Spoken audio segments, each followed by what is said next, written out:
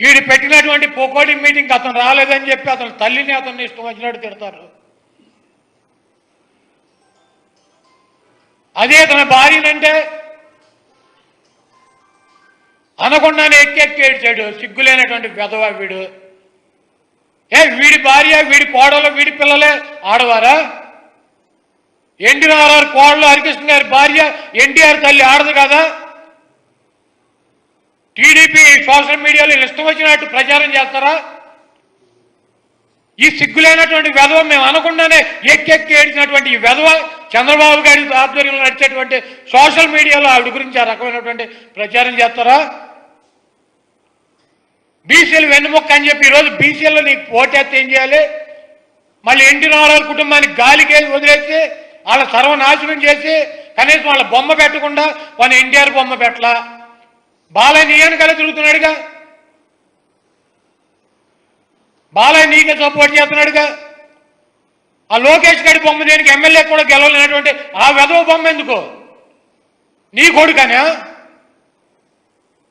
NT Ramarao కొడుకు 2 సార్లు హిందూపూర్ నుంచి శాసనసభ్యుడిగా గెలిచాడు. ఆయన బొమ్మ ఎందుకు పెట్టలా?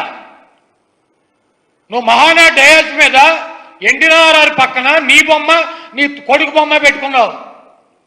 వాడు ఎమ్మెల్యే కూడా గెలవలా. ఎమ్మెల్యేకి ఓడిపోయాడు ఇక్కడ మంగళగిరిలో. బాలయ్య 2 సార్లు శాసనసభ్యుడిగా గెలిచాడు. అతను బొమ్మ ఎందుకు పెట్టలా? నీ కొడుకైతే పెడతావా? పార్టీని నీ బాబు ఖర్చూర నాయుడు గడి పెట్టాడా? అది ఎన్టీ రామారావు పెట్టినటువంటి పార్టీ.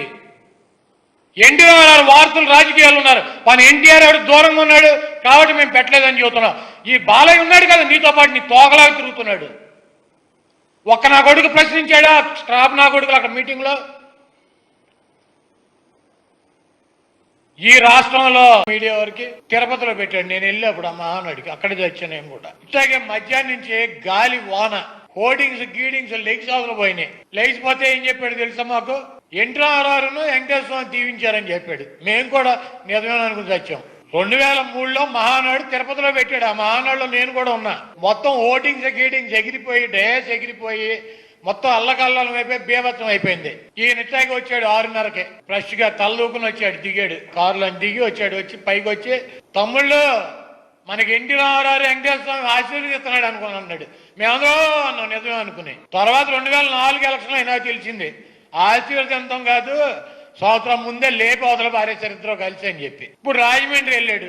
తమ్ముళ్ళు అన్నగారు ఆశీస్సులు మనకు అంటున్నాడు. ఏంటి అన్నగారు ఆశీస్సులు? కటౌట్లు పడిపోయి చంద్రబాబు కటౌట్, లోకేష్ గారి కటౌట్ వెళ్ళి మురుకాల్లో పడి. ఏంటి ఎన్టీ రామారావు ఆశీస్సు వెళ్ళి మురుకాల్లో పడతాయా? ఎన్టీ రామారావు కటౌట్ ఏమో లోకేష్ మీద పడిపోయిందంటే ఈడేమో తప్పుకున్నాడు చాకచక్యంగా. ఆయనకి బంధుప్రీతి ఎక్కువ, కూతురు కొడుకు కదా అని చెప్పి హెచ్చరించాడు. నా ఒరిజినల్ మానవుడు నా కొడుకులా పిచ్చి పిచ్చి ఆశలు ఎత్తే తోలు తెస్తానని. బీసీల కోసం కొత్త చట్టం తెస్తాడంట. బీసీలు ఈ రాష్ట్రంలో మొట్టమొదట ఆరాధ్యంగా వాళ్ళు గుడ్డిగా నమ్మి ఆరాధించినటువంటి వ్యక్తి ఎన్టీ రామారావు. బీసీల వల్లనే ఎన్టీ రామారావు సినిమాలని, బీసీల వల్లనే ఎన్టీ రామారావు ఒక రాజకీయ పార్టీని 9 నెలల అధికారంలో తీసుకురాగలిగాడు. బీసీలు ఎన్టీ రామారావుని దైవంగా చూసేవారు. బీసీల కోసం ఎన్టీ రామారావు రాజకీయ పార్టీ పెట్టి వాళ్ళకి అనేక పదవులు ఇచ్చి వాళ్ళని ఆర్థికంగా సామాజికంగా పైకి తీసుకురావాలని చెప్పి బీసీల్లో ఉన్నటువంటి ప్రతి కులం కోసం తప్పించినటువంటి వ్యక్తి ఎన్టీ రామారావు. అటువంటి ఎన్టీ రామారావుని వెన్నుపోటు పొడిచి బీసీలు వెన్నుముక్క అని చెబుతాడు. పవన్ కళ్యాణ్ వెనకేసుకుంటాడు. బీసీలు వెన్నుముక్క అయితే పవన్ కళ్యాణ్ వెనకెందుకండి? రామోజీరావు వెనకెందుకండి? వీళ్ళందరూ బీసీలా? రాధాకృష్ణ వెనకెందుకండి? వీళ్ళు బీసీలా? బిఆర్ నాయుడు బీసీనా? వీళ్ళు కదా నీకు వెన్నుముక్కలు. నీ వెన్నుముక్కలు ఎవడరా? బీసీలా? రామోజీరావు, రాధాకృష్ణ, బిఆర్ నాయుడు, పవన్ కళ్యాణ్. వీళ్ళు 4 బీసీలా? నువ్వు అధికారంలో వస్తే వాళ్ళు 4, నువ్వు 5 బాగుపడతారు. వీళ్ళలో బీసీలు ఎవడున్నాడు? నువ్వు బీసీల కోసం బీసీల పార్టీ అని చెప్పేటువంటి నువ్వు బీసీలు ఈ రాష్ట్రంలో ఇళ్లు లేనటువంటి నిరుపేదలు ఎక్కువగా ఉంటే వాళ్ళ కోసం నువ్వేమి చేసావని అడుగుతున్నా. దొంగ మాటలు, 420 మాటలు, అబద్ధాలు. వాళ్ళ పిల్లల చదువులకు నువ్వేమిచ్చావు?